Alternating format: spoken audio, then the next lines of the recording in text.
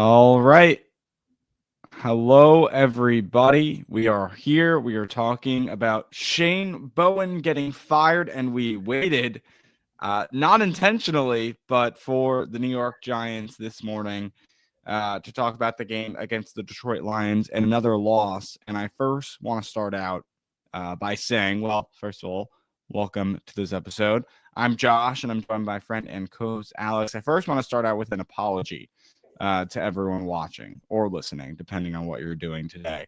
Because if you came in here expecting two guys to start shouting about how bad this football team is and how, oh my God, this is another excruciating loss, I can't believe this happened. This is the most predictable formula that we have seen as Giants fans week after week after week.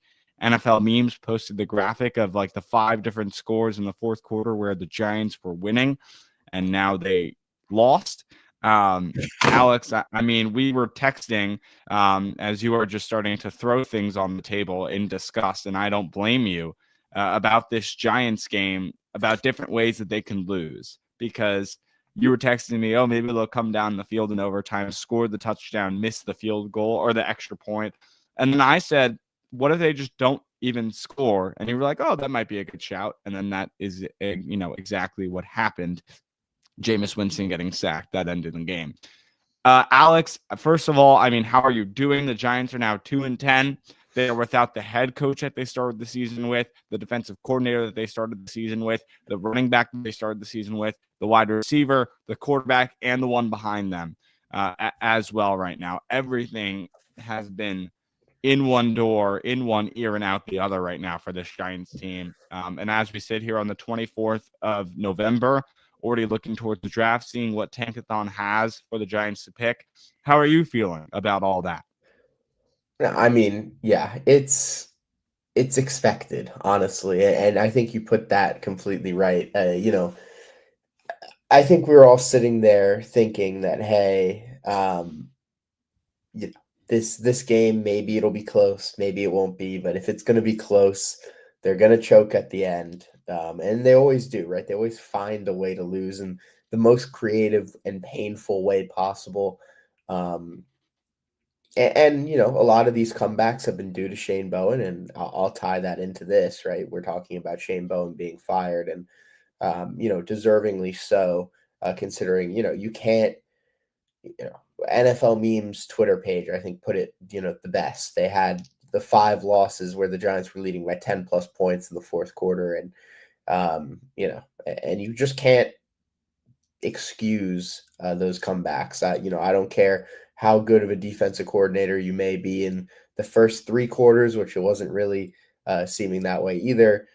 You just cannot consistently give up such huge leads and just let the opposing offense just run all over you. And Jahmyr Gibbs in this one obviously just ran through the Giants like they didn't even exist. So when you have a guy like that and um, putting 200 plus yards on you, plus the other backs and all the passing yards that they also had. I mean, it was unacceptable for a team that the Eagles just last week held to 9 points, right? The Lions are not necessarily as potent as they were last season. So, it's very, very frustrating. At this point, the Giants are the first team eliminated from the playoffs. So at least we're first in something. And yeah, that's about it. Yeah, just trying to get this out here for people to watch. So yeah, that's exactly the case, Alex. Here, wait, let me just send this.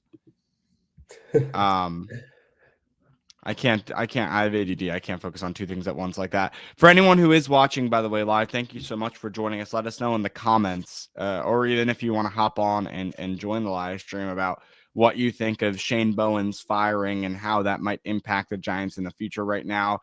As we're getting live updates on this news, checking X or Twitter, whatever, Paul Schwartz is saying Mike Kafka is still working through who's going to actually take over.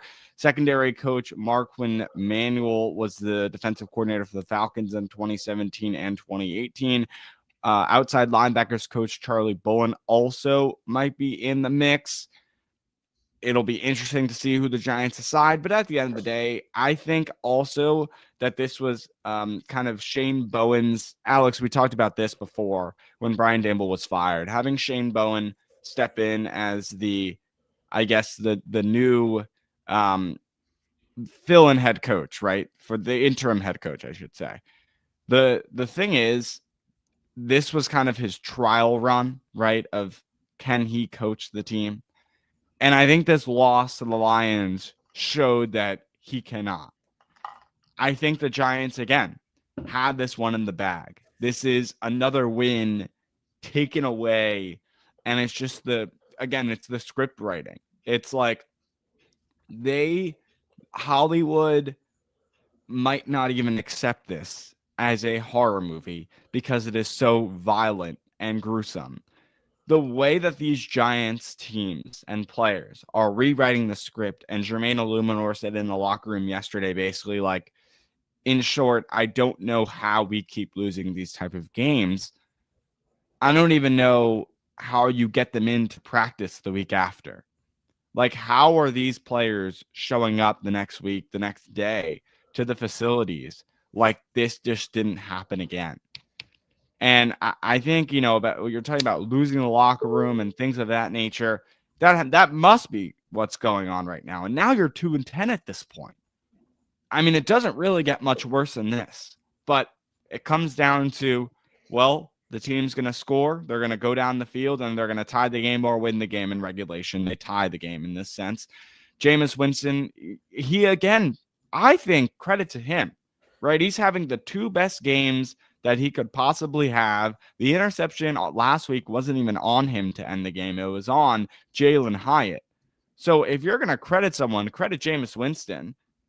And they're just the team around him they can't make it happen. No, I mean, he scored he scored a receiving touchdown in this one, right? That's something to even note. Like, the offense is looking pretty good considering the tools that were in place. And of course, I know the Lions fans will say that, they had a lot of injuries, which they certainly did on the defensive side of the ball, but that doesn't discredit the things Jameis Winston was doing at quarterback and some of the more unique play calling we are seeing from Mike Kafka now that he is head coach. And kind of making those more singular decisions on offensive play calling. So I do think there is something there with Kafka. I think he's a talented guy, right? But, I think you cannot – I know this is getting a little ahead of myself, but I think you cannot go – you cannot lose 15 games in a season and stay on as head coach after that. So if he wants to stay on, he's going to have to win some games. But there has been noticeable improvements on the offensive side of the ball. It's been the defensive side of the ball, which obviously Mike Kafka hasn't really touched. That is just so terrible. And they were pretty good in this one, especially the defensive line. Right, Darius Alexander got in there for sacks. Nacho, Brian Burns, Dexter Lawrence, all in the mix back there. So the defensive line and the defense was playing reasonably well, aside from just despicable run defense and then a total fourth quarter disaster. But, again, you can make all the excuses in the world. Shane Bowen can point to all these stats. Hey, the first 3 quarters we did this, the first 3 quarters we did that. But the problem is, if you look at a totality 4-quarter game, it's not working out. Well, here's the thing. I think Mike Kafka did, in a way, I do want to give him credit now that I'm thinking back on the game, right? It's been almost 24 hours, a little bit less than that. The trickery that they had in this game, not once but twice, starting out the drive with having the completion all the way downfield to Wanda Robinson wide open, playing back and forth action. Then the second play you're thinking of, Alex, down the field with the Giants moving. And then Jameis Winston, as you said, getting his first receiving, and Gunnar Olszewski out of anyone having that first pass. Again, I think that just shows the lack of depth in this Giants team and this Giants wide receiving room. But, I mean, some people might disagree. We got a couple comments here that I want to read. Thanks to Papa On 2 for hopping in the stream here. Anyone else, feel free to comment. Let us know what your thoughts are on the current situation with Shane Bowen getting fired. Way past time to fire him. Clean house now is what he says.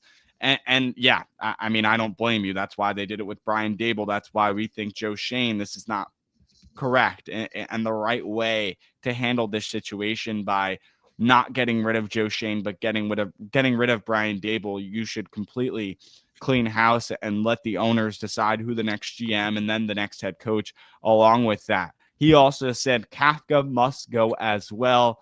Hit the reset button. Proven winner as head coach. So what do you think about that, Alex?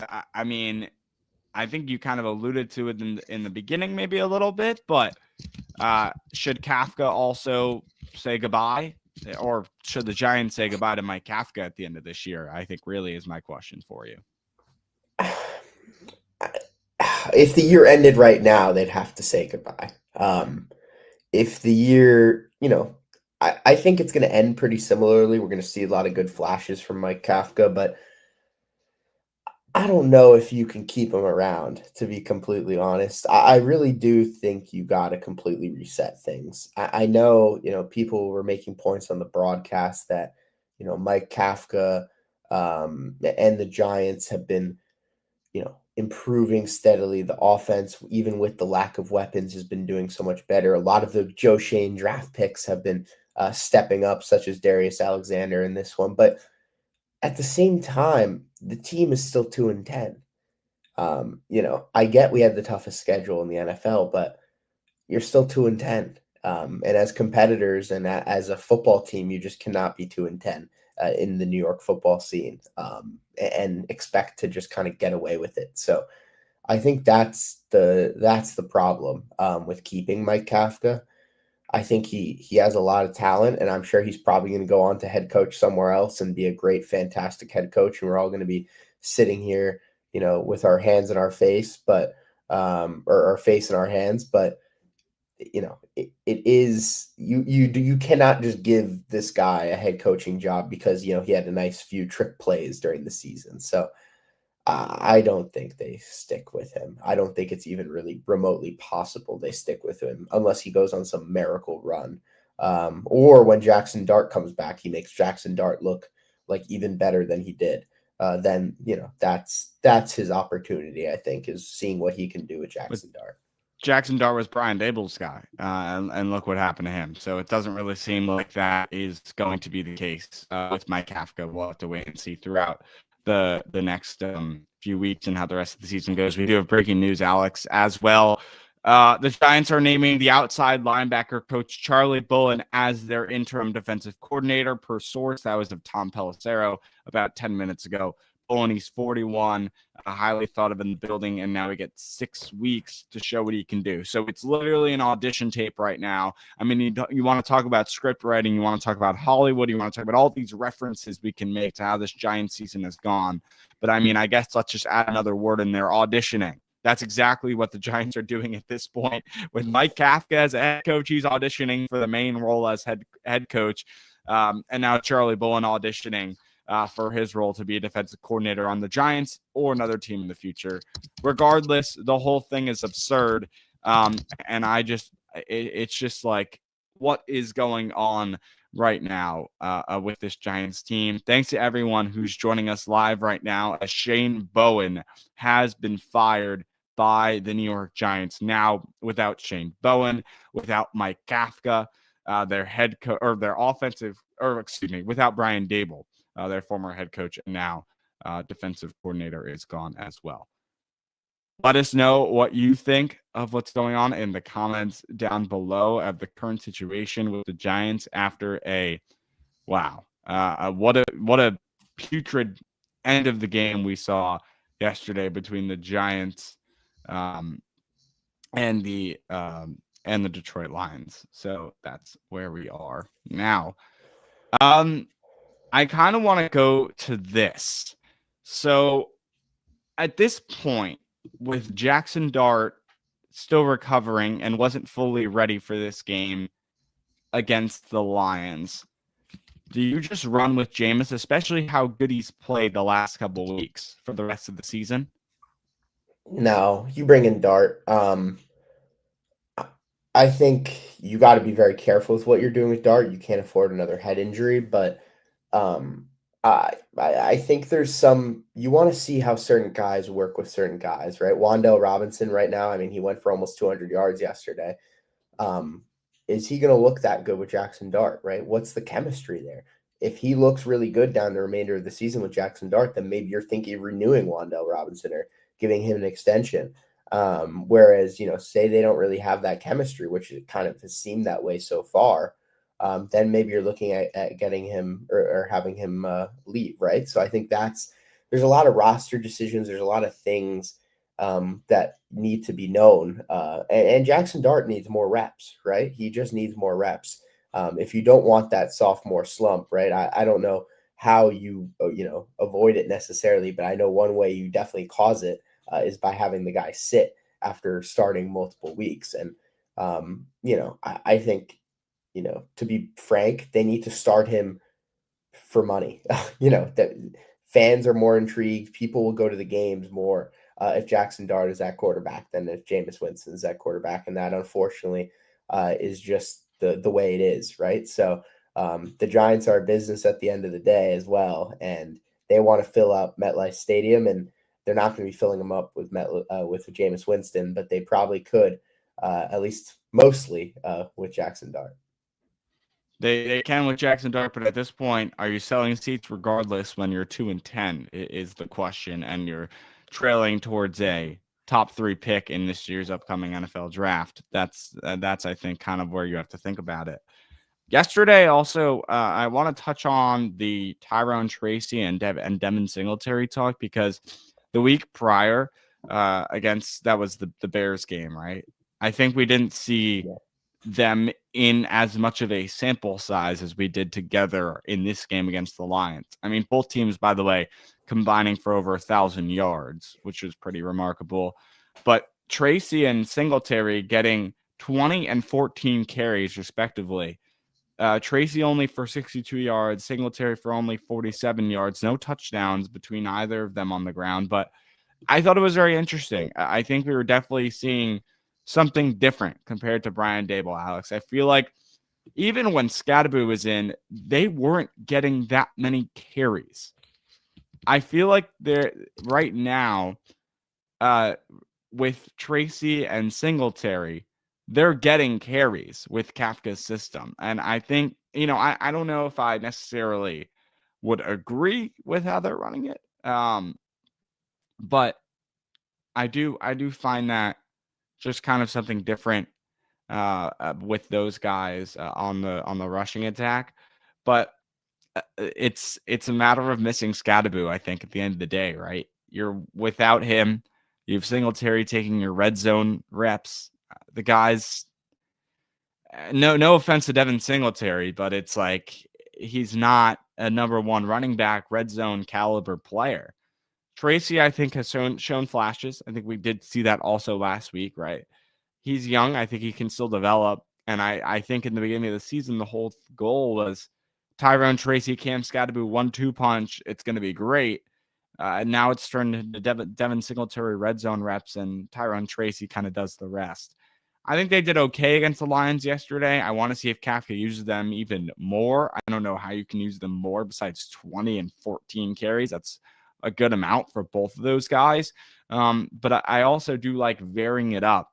And I think that they were mentioning on the broadcast yesterday, in order for the Giants to have won that game, which they were very close to, they had to open the gate running the ball.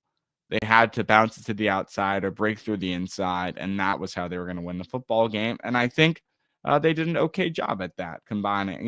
They ended up combining for over 100 yards on the ground. And I think they did a pretty decent job at that.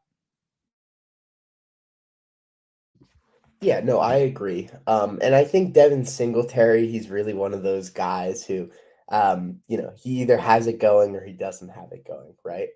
He's very much a guy who feeds off the momentum of the previous play, and you could see that, each and every week that he's been playing recently. So I do think the rushing attack has been better, and I do think if you also notice since Mike Kafka has taken over, it's been a lot more hitting the outside with these guys, getting them outside the numbers, trying to cut around the corners versus kind of trying to pound it up the middle with Devin Singletary and with Tyrone Tracy in particular.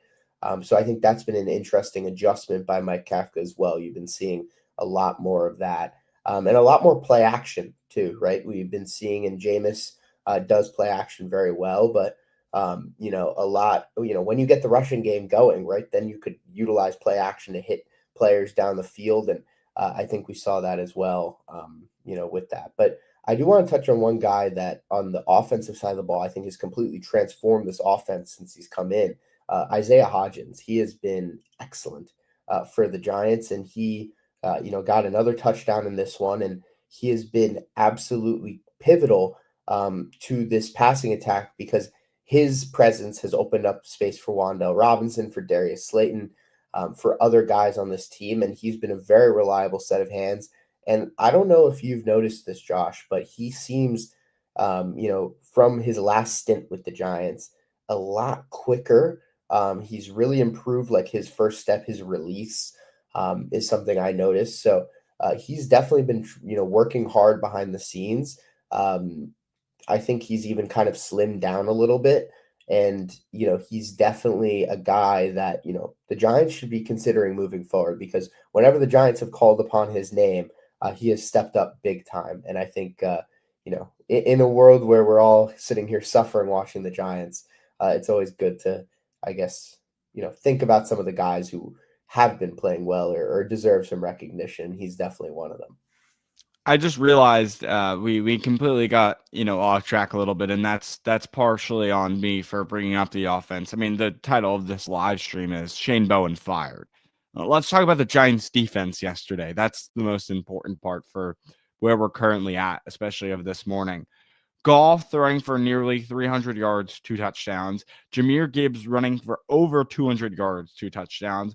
Amon-Ra, 150 yards on 9 catches. Jahmyr Gibbs out of the backfield too. Jahmyr Gibbs had one of the most insane days on the ground and also pass catching with almost 50 yards that I've seen. I mean, the guy played tremendously well.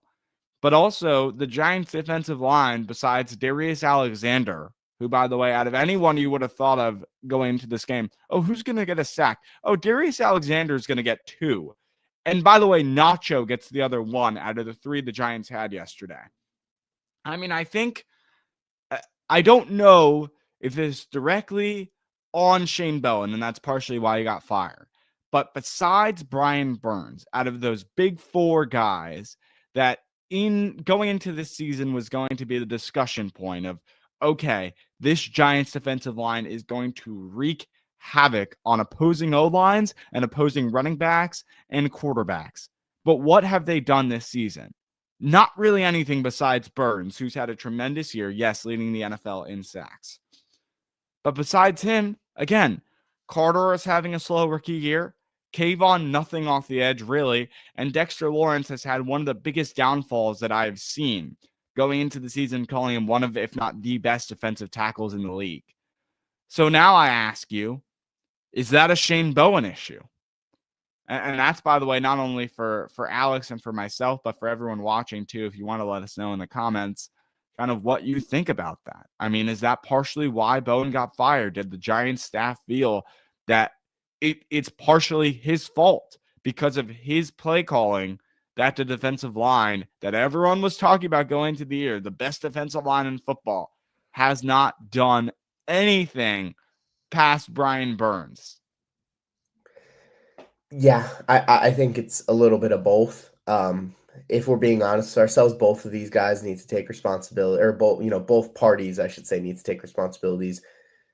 Abdul Carter has not finished plays, and that's been unacceptable for a guy who's 3rd overall pick. Dexter Lawrence has looked like a shell of himself this season, except for yesterday where, he did look a lot better.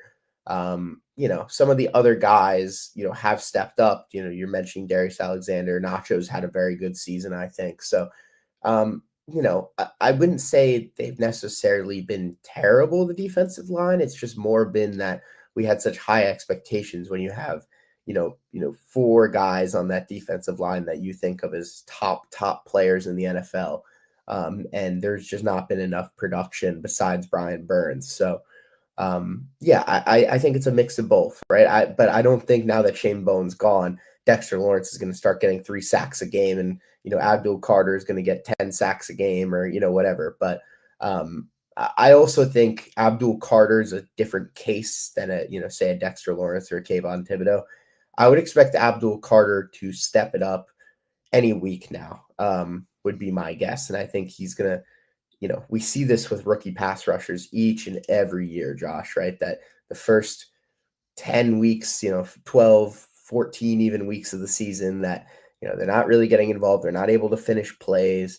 And then you see kind of something just, tick or just switch, and they're able to kind of get going. So I think that's the bigger thing there, to be honest. Yeah, for sure. We got King Devon 16 also saying beyond overdue, 2 down and 2 to go. GM and interim head coach. Well, Devon, you joined us.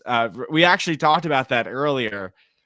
Do the Giants go back and get rid of Joe Shane? That would be obviously a John Mara and Steve Tisch decision. The interim head coach, I think, definitely a possibility with Mike Kafka. And if the Giants lose all their games under him as a head coach, I think that's certainly in the cards, as this is kind of his trial run to either stay offensive coordinator for the new head coach, or it would be he would stay head coach of the New York Giants, which I just can't imagine that becomes the case. I think, though, Devon, the first of those two, I think interim head coach is basically a lock. I don't think Mike Kafka stays with this team, at least not at the head coach position. Maybe as an offensive coordinator, even down the list as another assistant like he was with Kansas City.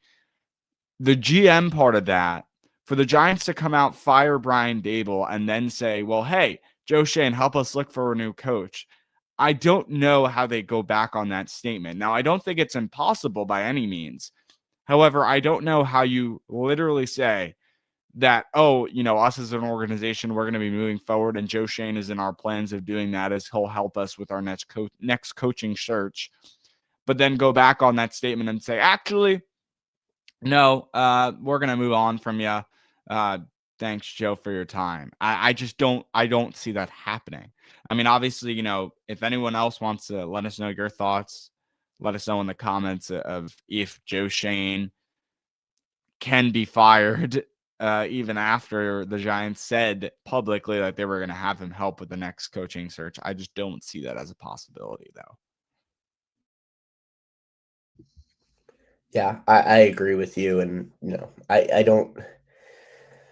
I think there's a lot of unknowns with this, to be completely honest. The Giants have not gone this route ever before. And I think that's kind of leaving things very much up in the air, in terms of what their processes are going to be, what kind of decisions they're going to make. And I tend to agree with you, Josh, but I do think we may be very surprised with how they go about this, is all I'm going to say, simply just because I think there's a lot of angst and impatience now with John Mara and, even Joe Shane probably to this point. And I think,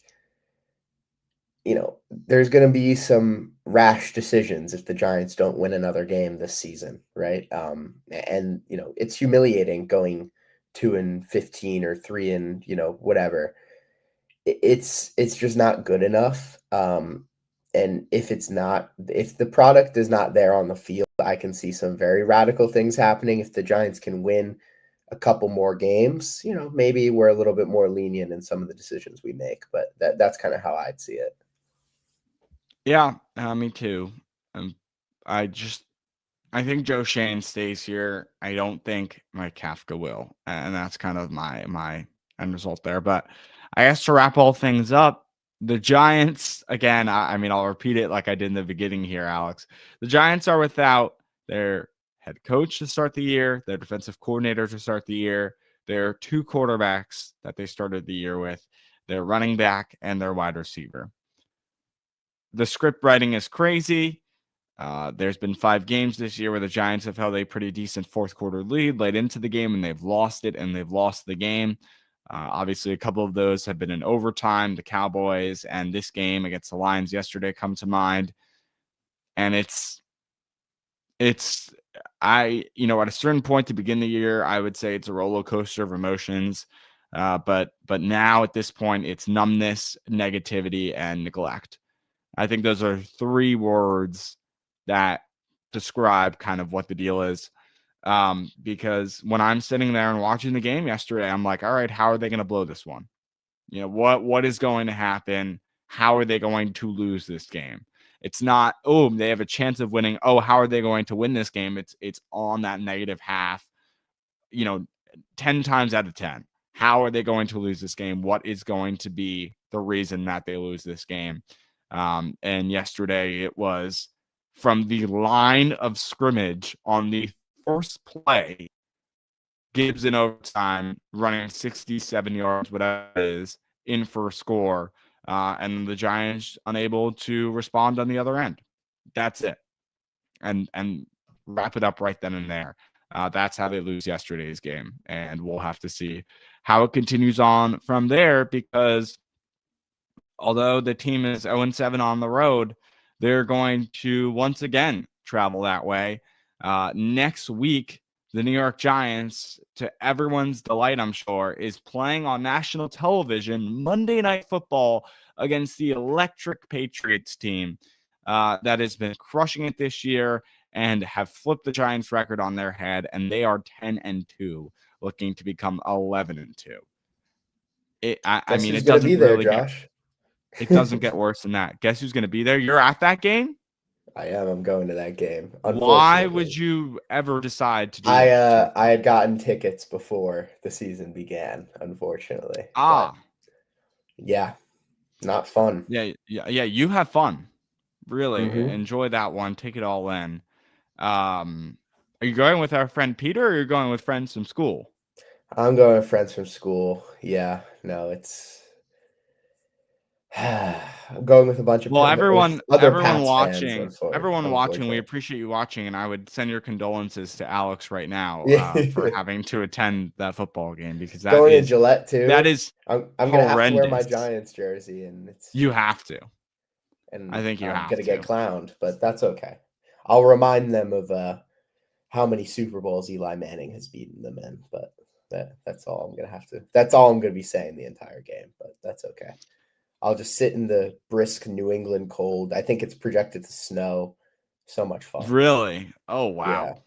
That'll be great. That'll be a great time. Well, anyone who wants to get their final thoughts in, please let us know in the chat before we wrap things up. But just kind of one final look around of what's going on, making sure we have no more updates. I don't believe we do. The last that we saw was obviously earlier this morning. Mike Kafka I keep on saying that either of them. Shane Bowen, the New York Giants defensive coordinator, was fired. And then replacing him was the outside linebacker coach, Charlie Bullen, their interim defensive coordinator. As of now, he's 41, and he's got 6 weeks to figure out what he's going to do with this Giants defense. So that is where we are. We thank you everyone for watching. Obviously, stay tuned to our socials at the Giants Take Pod, and we'll be back on here if anything else drops within the next few days. And Alex, it might be a weekly thing now. We'll just hop on the mics whenever another coach gets fired by the Giants. So that's the deal. They're going to run out of coaches to fire soon, but we'll see. Oh, I don't know. They could go just down the list week by week, just add another guy to the pecking order. As checking Tankathon, the Giants have the 2nd pick in the upcoming NFL draft. What position do you look for to take? I'm going to go wide receiver or offensive line. We have not started our draft prep yet, but once we do, we'll actually have some names to kind of match with those pick numbers. And that's what we got. Anyways, thank you everyone for joining live. We really appreciate it. Everyone listening, watching, whatever it may be. Thank you so much. Shane Bowen out. Who knows what the rest of the season will bring. We'll see you next time. Peace, everyone.